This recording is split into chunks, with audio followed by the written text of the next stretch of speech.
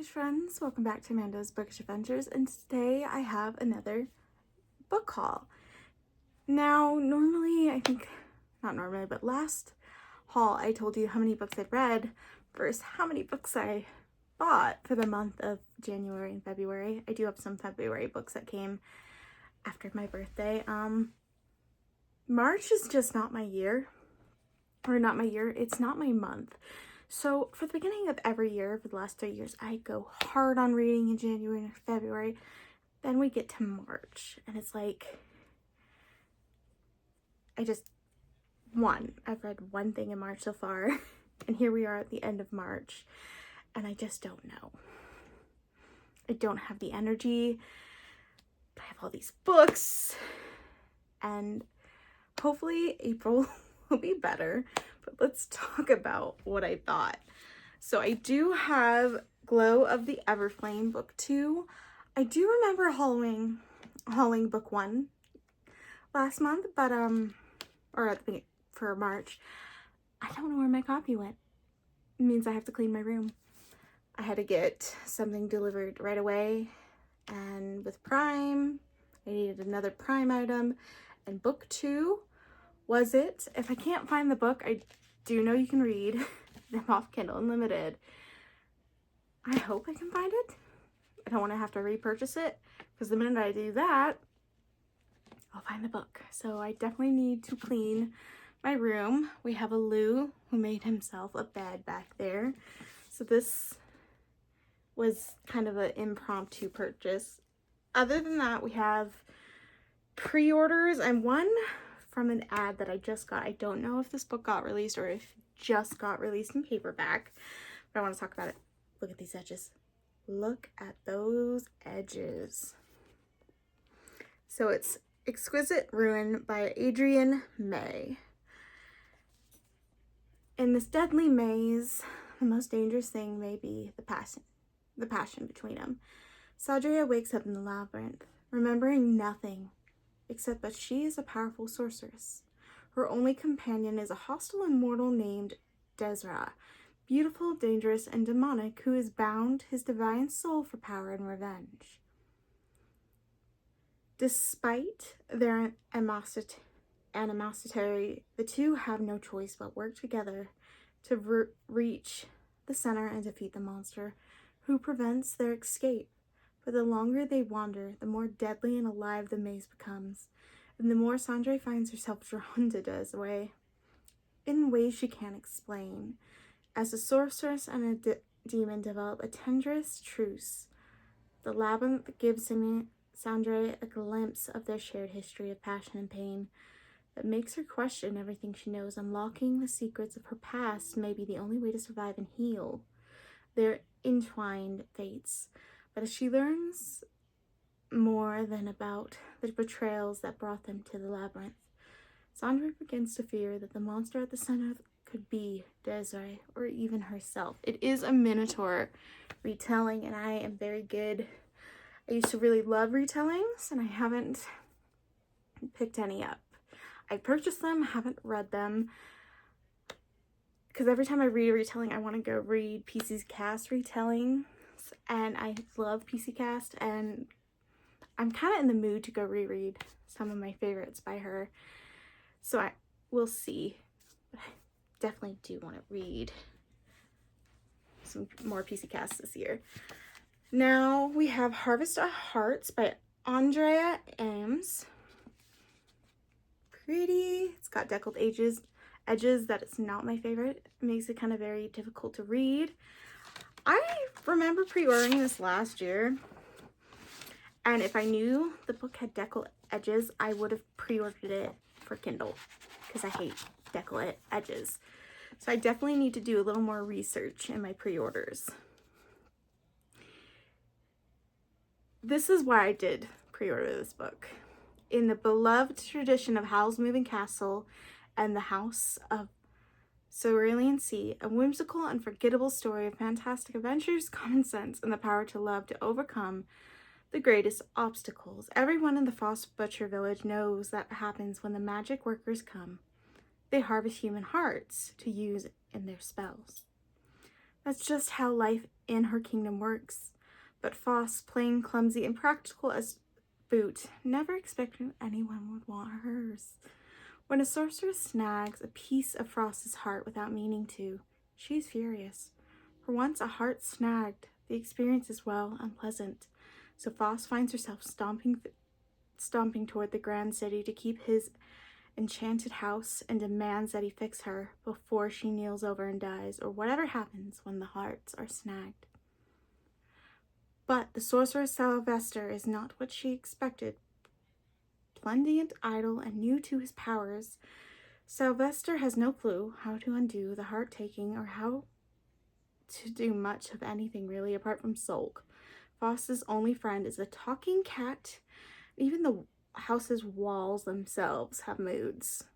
As Foss searches for a cure, she accidentally uncovers that there's much more to heart-taking and the magic workers themselves than she could ever imagine. This is why I pre-ordered the book. I loved Howl's Moving Castle. And I read the book, and I didn't continue on with the series. I am going to. I have pre-ordered a very deluxe edition of Howl's Moving Castle, so a reread might be coming of Howl's Moving Castle and continuing on into the series, especially if I'm gonna be pre-ordering those extra pages. Now, this one I kind of did not realize that I did.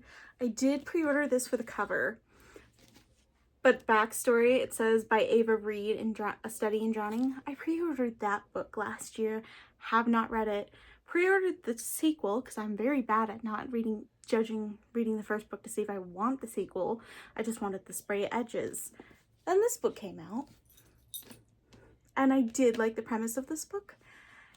And then I noticed I ordered a lot of Ava Reed books, so we definitely need to start cracking down on that. It says The Gauntless Lamb is a live-streamed assassination spectacle, and the next lamb has been chosen.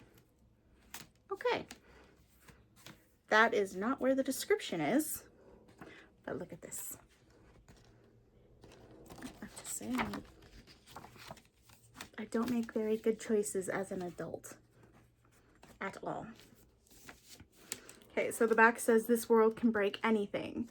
So I'm assuming it's called Fable for the End of This World, that there's going to be some hunting going on. It's kind of surprised they have nothing. Not even, just says she's the author's, the study.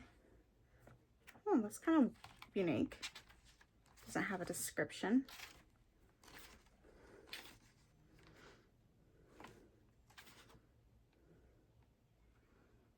Okay, it says, to young queer girls, your love is going to save the world. So maybe that is why I pre-ordered it. Maybe it's a sapphic romance. I don't know. It looks interesting, and I'm all for it. Something stuck. I could feel it. I don't know what got... What? I don't know what that is. I'm not gonna freak out. It's not a bug. It's something that got stuck in the end pages. Or... Okay, it's gone now. Now I'm gonna think in the back of my head it's a bug. I'm okay. I'm okay. It might just be lint, but I always go immediately towards that it's a bug because I hate bugs. But let's move on before I have a whole panic attack. So as a lot of these are you're gonna know the reason why I bought them.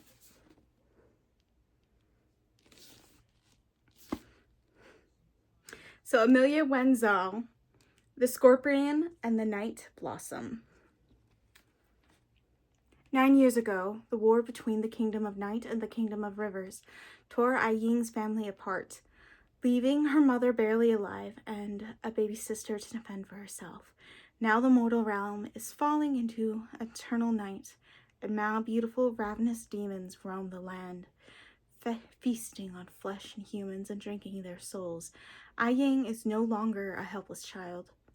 Though armed with her crescent blades and trained in the ancient art of practicing, she has decided to enter the mortal trials, which are open to any mortal who can survive the journey to the immortal realm.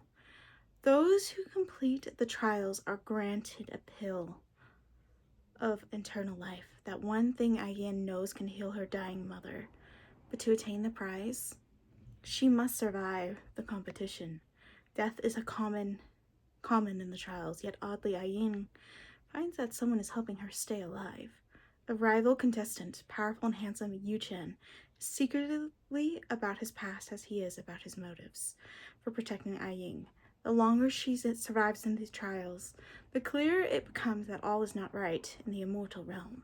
To save her mother and herself, and Ayin will need to figure out whether she can truly trust the stranger she's falling for, or if he's the most dangerous player of all for herself and all the realms. Okay.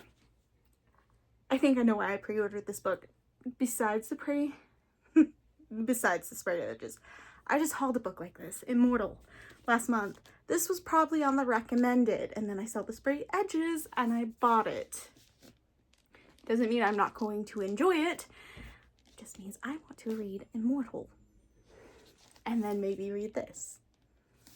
I have like so many books that have like these little tropes in them that I have not got to. And this makes so much sense of why. Because I pre-ordered that first and this was recommended. So I pre-ordered this as well.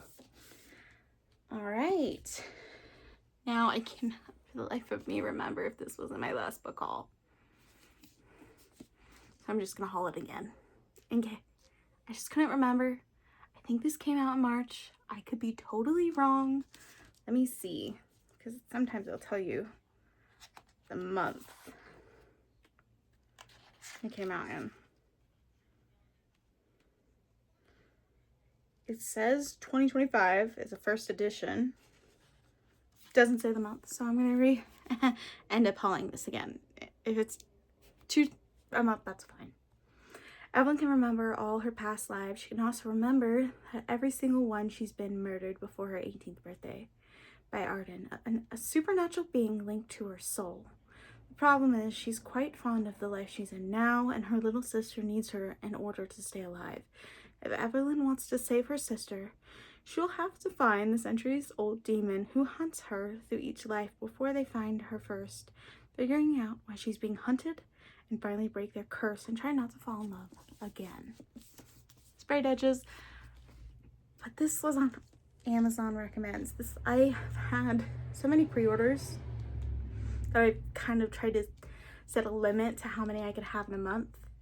But then I keep getting recommendations, and I've been doing so good at work, having work shifts and balancing all my bills and stuff.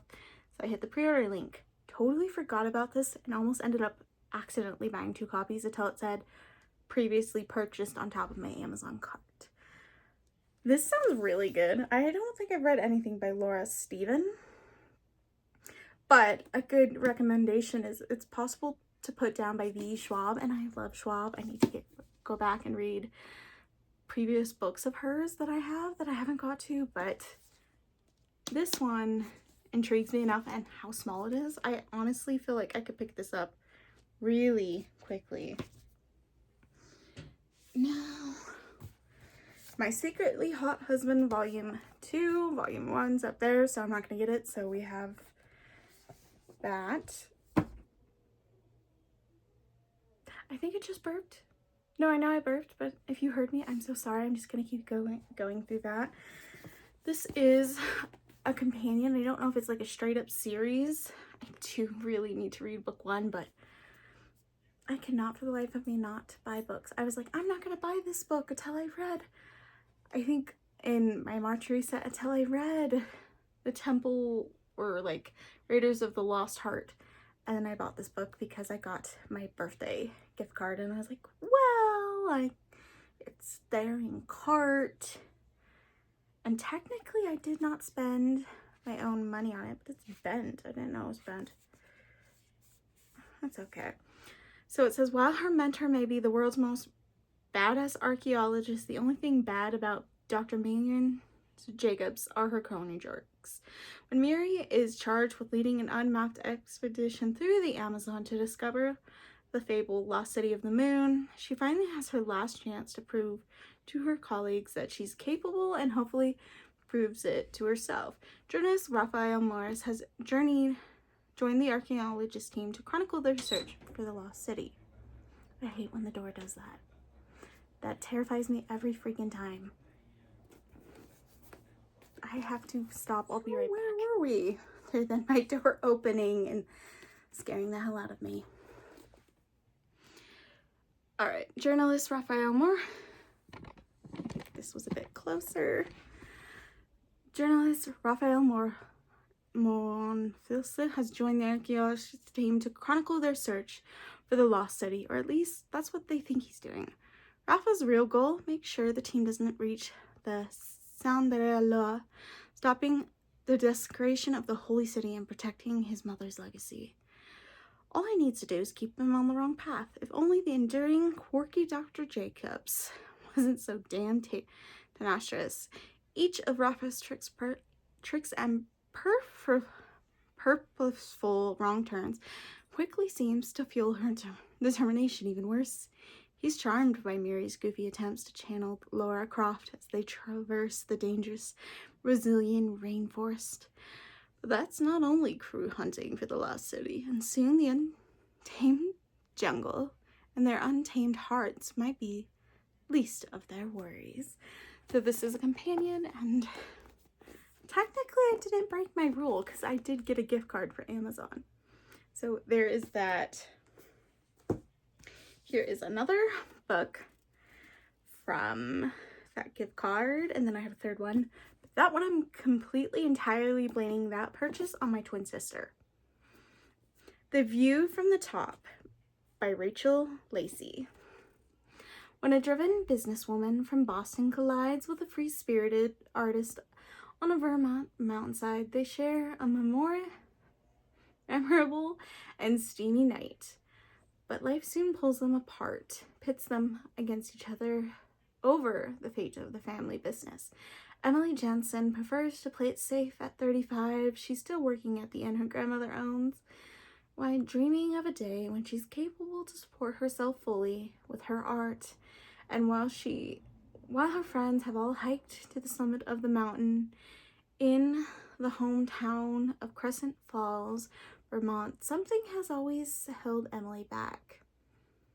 Deanna Devlin has always made it to the top. Well, almost. She has close enough to securing that promotion that will put her in line to take over as CEO of her family hotel chain when her father retires. Everything is going to plan until an unexpected run-in with an alluring artist of a mountainside throws Diana off course, resulting in one of the hottest nights either she and Emily have ever experienced.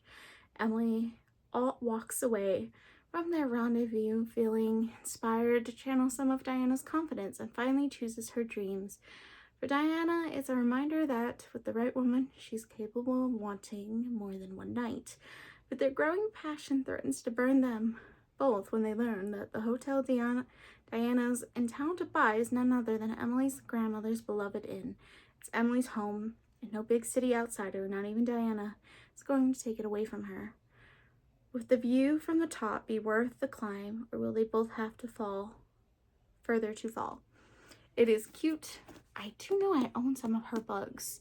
I have not read, but I've been recommended by this so many times that I figured, why not? It sounds good. Now, Katie, I'm completely blaming you for this purchase. I did get it on the gift card, so it does count. It was a birthday present, but I blame you to help contribute to this book haul. I blame you. While in Japan researching her family's history, a vicious typhoon sends Isla Mackenzie 128 years back in time to the dawn of the Satsuma Rebellion. There she meets her ancestors and a charismatic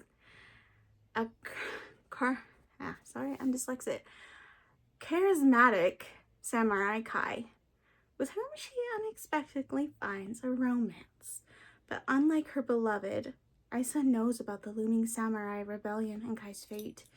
Should she attempt to change history, or somehow make her way back to the life she's had before? Compulsively readable, historically grounded, and irresistible, Gate to Cosma is an unforgettable tale of duty and timeless love. A what-if time traveling novel with intrigue, historical elements, epic battles, and a dash of romance. I blame you. I honestly also blame the ads because this is right up my alley. I loved Outlander.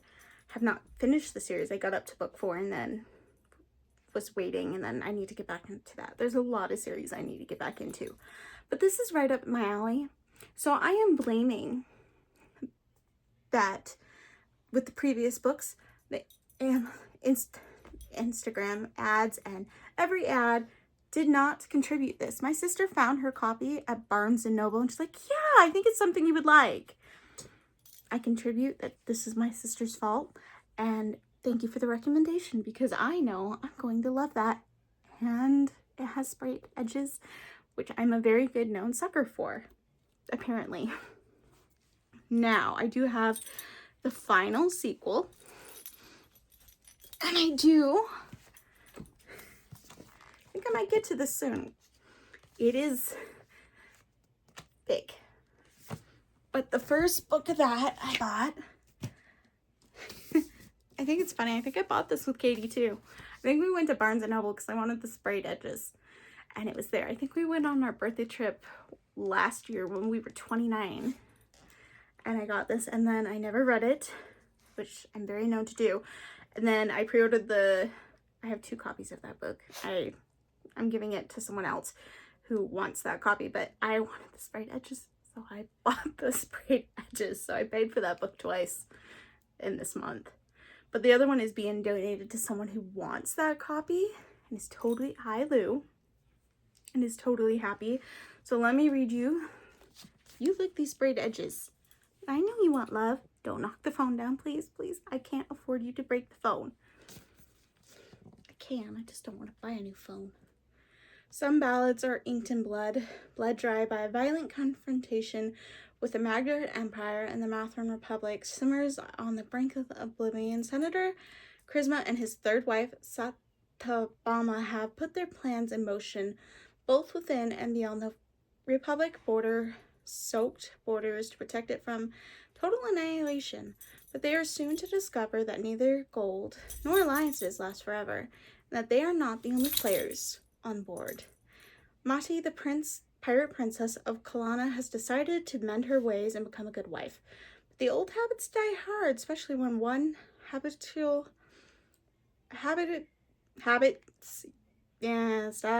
do that, uses murder to settle one's scores. I think it's habitually. Brooding and beautiful, Karna hopes to bury his brutal past, but finds that destiny is a miser when it comes to granting second chances. Hero turned torturer Sakeen limps through a path of dangers. Meanwhile, his foes and woes multiply, leaves little time for vengeance. Their lives are about to become yet more difficult as a sinister queens, knave kings, prior assassins, ravious priests are converging where the sons of darkness is prophesied to rise. Even at the forgotten gods prepare to play at their hands. So there is multiple characters. And I think this was in the March reset that I was trying to read and I didn't. We got a sequel too. So in total, with all the stuff, let me get it up so I can count. It's 1, 2, 3, 4, 5, 6, 7, 8, 9, 10, 11, 12, 13. 13 books. And I've only read one thing in March. Hopefully we do so much better in April. But that is February/March book haul. If you have read any of these books down below, let me know which one's your favorite. Which one would you recommend me diving into first? I'd love to hear your thoughts.